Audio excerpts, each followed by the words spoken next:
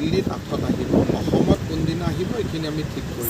Social মিডিয়াত ঘৰত চৰ্চা চলি আছে, লাভলীনা বা যিসকল খেলুৱৈক আপোনালোকে DSP বা যি ধৰণৰ ৰেংক দিয়ে, সেই ৰেংকসমূহ নিদি তেওঁলোকক অন্য চাওক, মই ভাবোঁ ছ'চিয়েল মিডিয়াই হিমা দাসক DSP দিয়ালৈ যিখিনি কথা কৈছে এইটো উচিত নহয়।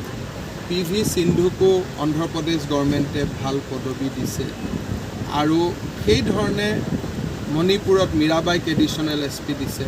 গতিকে মোৰ চৰকাৰৰ প্ৰচেষ্টা হ'ব DSP নহয় আৰু যদি কিবা ওপৰত আমি দিব পাৰোঁ তাৰ বাবে চেষ্টা চলাম। মই ছ'চিয়েল মিডিয়াৰ এই কথা বাৰ্তাৰ লগত মই সন্মত নহয়।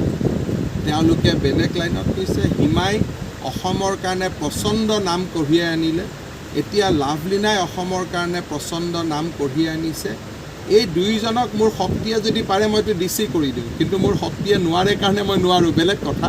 কিন্তু তেওঁলোকক আমি যিমানেই দিওঁ সিমান কম হৈ থাকিম, তাতকৈ আৰু বেছি দিব লাগে। গতিকে মই ভাবোঁ যে যিবিলাকে ছ'চিয়েল মিডিয়াত এই কথাবিলাক কৈ আছে উচিত নহয়। ভাৰতৰ প্ৰত্যেকখন ৰাজ্যই তেওঁলোকৰ খেলুৱৈয়ে ভাল ৰিজাল্ট কৰিলে চৰকাৰী চাকৰি পদক এইবিলাক দিয়ে, নহ'লে তেওঁলোকৰ ভৱিষ্যত কেনেকৈ সুৰক্ষিত হ'ব? তেওঁলোকেতো জীৱনৰ আটাইতকৈ ভাল সময়খিনি জাতিটোক দিলে। গতিকে এতিয়া আমি বিচাৰিম নেকি যে তেওঁলোক বয়সস্থ হৈ মিডিয়াই নিউজ কৰক যে হিমা দাসে দৰিদ্ৰতাত বাস কৰিছে, লাভলীনাই দৰিদ্ৰতাত বাস কৰিছে? এইটোতো আমি নিবিচাৰোঁ।